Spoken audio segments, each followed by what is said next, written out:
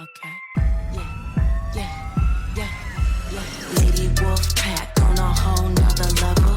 Savage as they come, gang of female rebel. We got the sharpest claws, we got the whitest teeth. We coming for your lunch, but we only bring the heat. Hey y'all, I'm Cassidy, the favorite daughter, obviously. And I'm Kim, her mom, her match, and the real reason she turned out halfway decent. Welcome to Mom's Favorite, the podcast where we laugh, vent, and overshare like it's our full-time job. Yeah. And we're coming straight to you from Austin, Texas, where the queso's hot, the opinions are hotter, and we don't sugarcoat a damn thing. Just think of us as Thelma and Louise, but only they're related and they have a podcast instead of a death wish. So go ahead and pour yourself something strong, maybe a margarita, get a little snack. Because here on Mom's Favorite, we got a lot to unpack.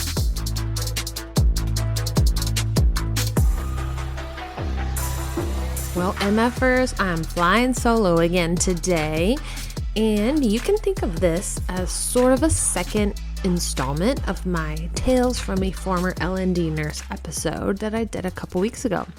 Today's a little bit different though, because I'm not just telling stories. I'm going to be reacting and breaking down a episode from a TV show, specifically The Pitt, Season 1, Episode 11, because it is a birth scene.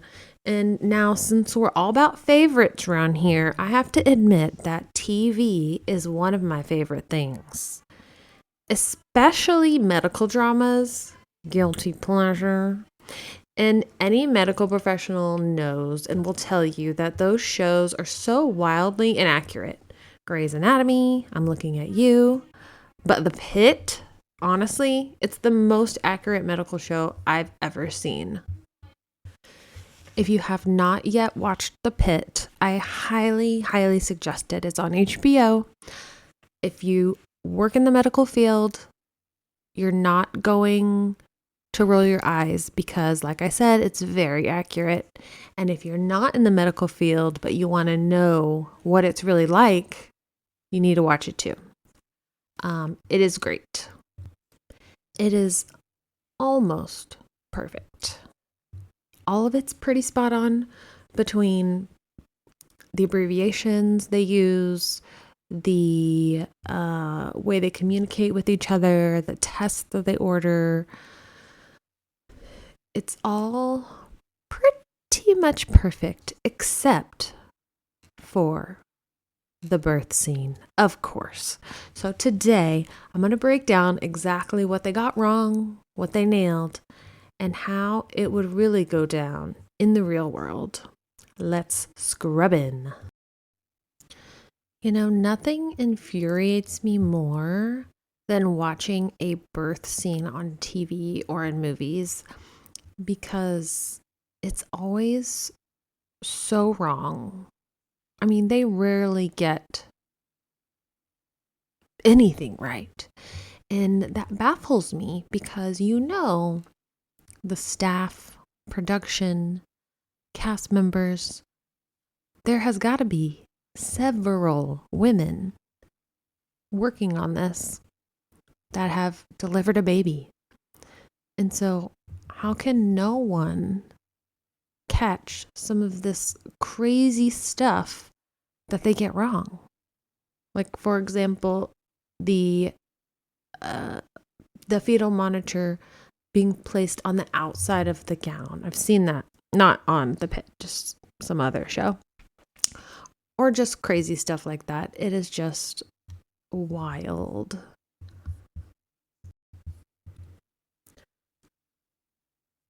Also, I know several L&D nurses, myself included, that would love to get paid to be a medical advisor on shows like this to make sure that they get stuff right. I mean, I would be happy to assist. So if anyone's looking. Okay, back to The Pitt. If you haven't watched it yet, what are you doing? It's amazing. But also, I'm going to kind of spoil an episode if you care about that kind of thing. So here's your warning. Okay, so like I said, it's season 1, episode 11.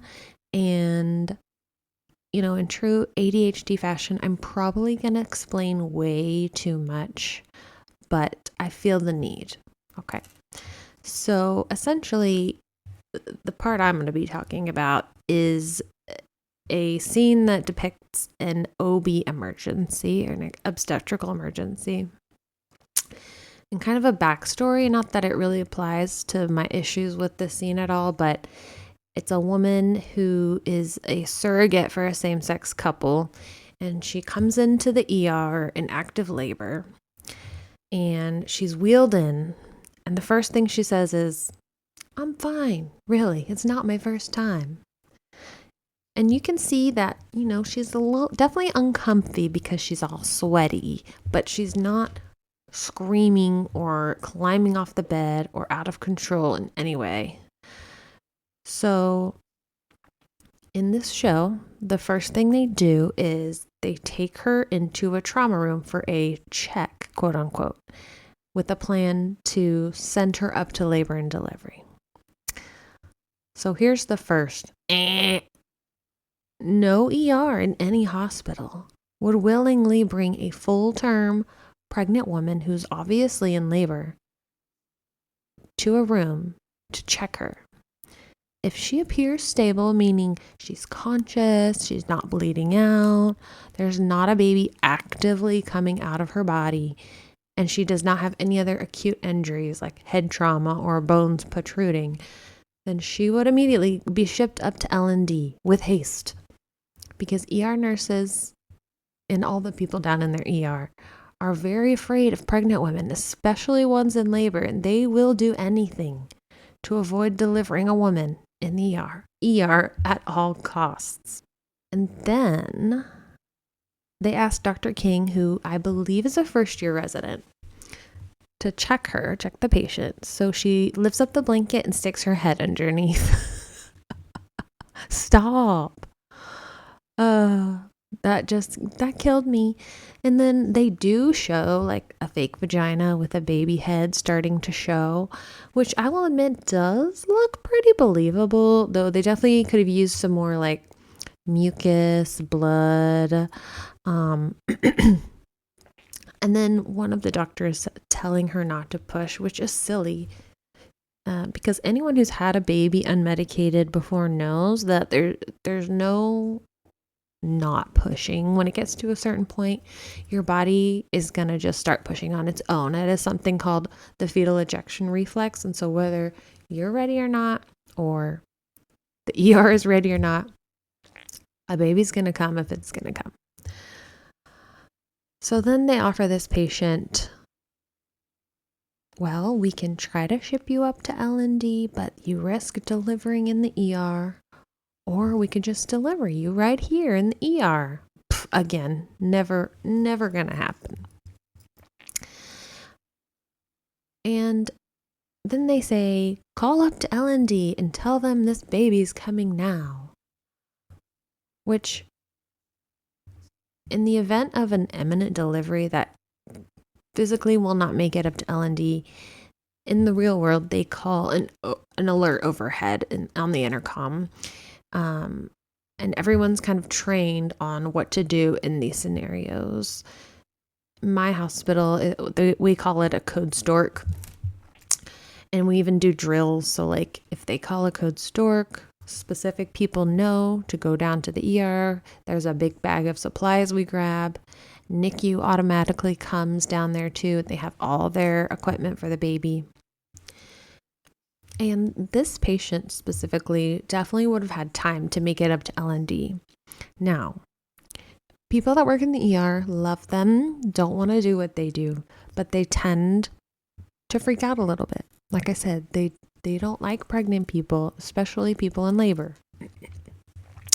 And so a lot of times when a code stork is called, we run down to the ER with a couple of L&D nurses, an OB, NICU nurses, like I said, and a lot of the times the patient will be like only 6 centimeters or something, and then we'll take them upstairs and they'll not deliver for a couple of hours, but the ER nurses or ER resident will be like, she's about to deliver, just like a little bit panic mode, which is why this episode was so funny, because all these doctors were just willing to do everything they could to deliver this baby in the ER. So this is a bit of a sidebar. One time, a hospital that I worked at, a patient came into the ER and delivered her baby in the breezeway of the ER in front of the security desk. And this baby fell out of her basically while she was standing up, and the umbilical cord snapped and the baby hit the floor. And then the mom and baby were bleeding everywhere because the cord is supposed to be clamped on both sides, mom's side and baby side, before it's cut. And so these poor ER people were frantically trying to clamp the cord, and for obvious reasons, they were totally traumatized. And so, then every pregnant person, or could possibly be pregnant person, they would be like, immediately, no. Don't even come through the door. Just go upstairs. So yeah, they probably needed therapy after that. Okay, so back to the Pitt. Now that they've got her all tucked into the trauma room for her delivery, they have her start pushing, and the head delivers normally, but then she's continuing to push, and the baby's shoulders aren't coming out, which is indicative of something called a shoulder dystocia. So this is what happens when the baby's shoulder that's pointing up towards the sky kind of gets hooked up under the woman's pubic bone.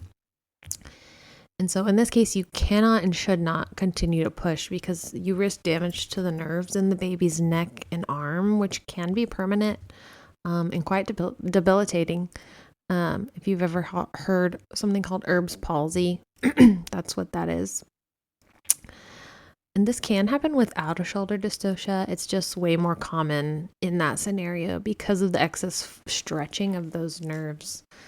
But in the show, the doctors do recognize it's a shoulder dystocia, and they mention something called a turtle sign, which it is a thing that does happen with shoulder dystocia, but they said it was happening at the wrong time, after the head was already out, and that happens before the head is out, like when they're crowning, but I digress.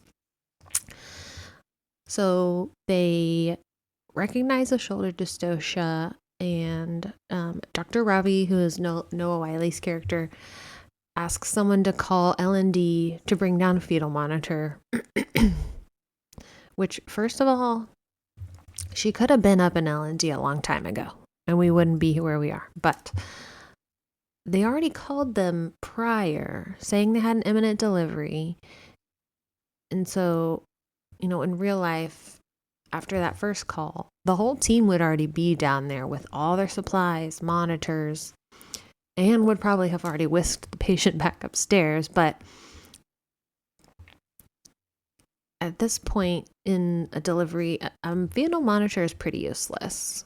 It's not going to change the management of this patient either way. The baby needs to come out. That's the goal, ASAP. And also, the baby's basically in the vagina, so trying to find the baby's heart rate externally would be very difficult. And I could pretty much guarantee that this baby's heart rate would be pretty low, or bradycardic as we call it, because it's getting squeezed in the birth canal, and it's also only halfway out. Its head is out, and so that means that the umbilical cord is sort of being compressed between the baby's shoulders, neck, and the mom's vagina. And so this is why a shoulder dystocia is considered an emergency, like pants on fire emergency. Even with a shoulder dystocia, ideally you would like less than 3 minutes between delivery of the head and the rest of the body. And even that is long. And L&D nurses will tell you 1 minute in a shoulder dystocia feels like 27 minutes.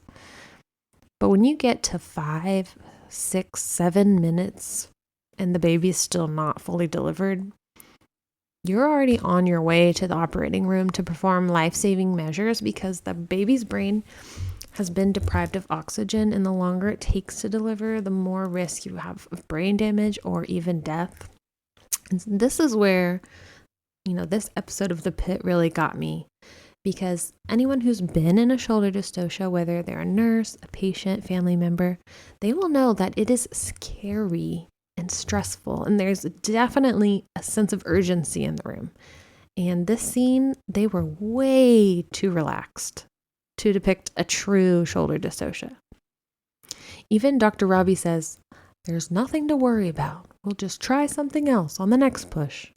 No, you should all be worried. It is time to panic. So, once a shoulder dystocia is recognized, there's a series of maneuvers that delivery providers are trained to use in a specific order in an effort to free that upper shoulder from under the pubic bone and get baby delivered. The first of which is called McRoberts maneuver, and that's where you lower the head of the bed so that the patient is completely flat. Then you have the patient flex her knees up towards her ears. And this kind of creates more room in the pelvis to hopefully, make more room for that shoulder to be freed. And in the show, they have this patient just like sitting straight up in the bed. She's basically sitting on her baby's head, if that's how she really was going to be positioned. And so there's no way they'd be able to resolve a shoulder dystocia in this position. And for this kind of patient in particular, since she doesn't have an epidural, you could also flip them over into hands and knees position, kind of the same idea. It creates more space in the pelvis and kind of utilizes gravity to help free that shoulder. So yeah, they do McRoberts maneuver, but they're doing it wrong. And then they do move on to what's called suprapubic pressure, which is what our next maneuver would be. And that's where you kind of use your fist to apply strong pressure just right above the pubic bone, and basically trying to like push the baby's shoulder down and out from the outside. So they do that, and they do call it suprapubic pressure, but again, the patient is sitting straight up, and so there's no way you could do this maneuver correctly. You have to be able to get your fist like up in there, not up in there, but in that area, the suprapubic area, right above the pubic bone. And if you're sitting straight up and you are pregnant, your belly's just like blocking it. So that was not it. Then they kind of move on and do the other maneuvers, which were pretty accurate. And then the baby delivers, and obviously the baby's stunned because its head was born for 3 minutes before the rest of it was born. So they take the baby to the warmer, and they do some resuscitative measures, which again were not quite accurate, but that's neither here nor there. I'll leave that for another episode. And they did a better job. You can never make a newborn baby on TV look super believable, because unless someone wants to give birth like on screen. So they use like a little animatronic baby, which it looked pretty real. It was better than some other ones I've seen where they come out like 3 months old already, or they come out and they have like goo and blood all over them, except like a perfect circles around their eyes.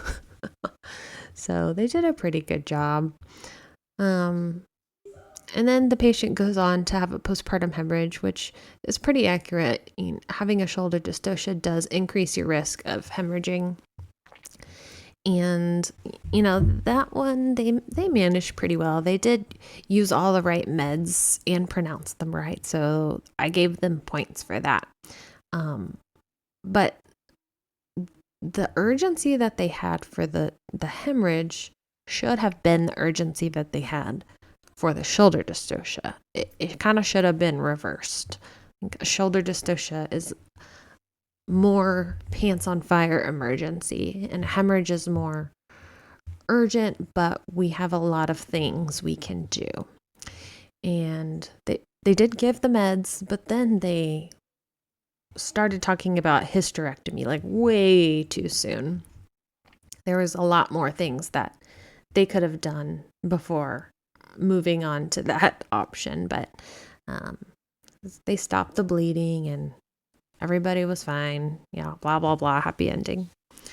But I will say, like, this whole time, this entire scene, nobody from L&D came down, except an OB came down way late. And the way they depicted this OB was horrendous. They made this OB look like a straight up idiot. And I'm kind of mad about that because OBs are super smart. They have to be. I mean, they manage pregnancies and everything during pregnancy, even if it's not pregnancy specific, because no other doctor is really comfortable treating pregnant patients. They technically have to think about two patients, the mom and the baby. And they're also surgeons, and these aren't simple surgeries. They're really complex abdominal surgeries. And so I think they should have given OBs way more credit than they did. I mean, this OB came down and like didn't do anything, just kind of stood there and was like, okay, I'm going to go back upstairs to postpartum. Like any OB can say that if, you're walking into a known 3-minute shoulder dystocia and postpartum hemorrhage, you're going to be like kicking people out of the way to get up in there and do your job. Because like in the show, they have this ER doctor, well, I think she's like a third-year resident, putting in a Bakri balloon, which is a balloon device they use for postpartum hemorrhage. And there's no way an ER doctor would know how / want to put in a Bakri balloon. And so it's just nuts to me that there was nobody from L&D up there, down there, or wherever they are. Nobody from L&D showed up. The OB was like completely useless. And all these doctors and residents in the ER just magically knew how to do all the L&D procedures and were like super willing and wanting to, which is just funny because like in real life, they call it a code stork or we come down for a delivery. Like the minute we get there, they're like, oh, thank God.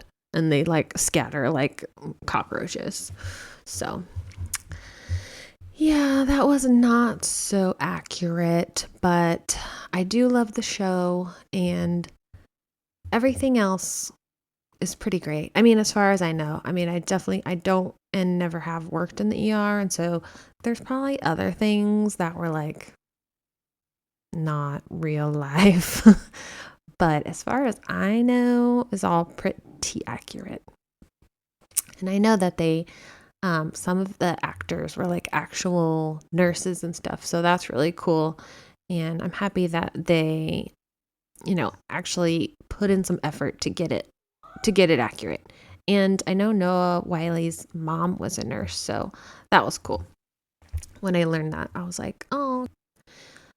But I just thought it might be interesting to kind of talk about that episode, from the POV of an actual LND nurse. And if you guys like it, I could try to kind of make it a series where I watch different episodes from different shows or movies, birth scenes, and kind of break them down and talk about why they're totally bullshit or what kind of stuff they got right.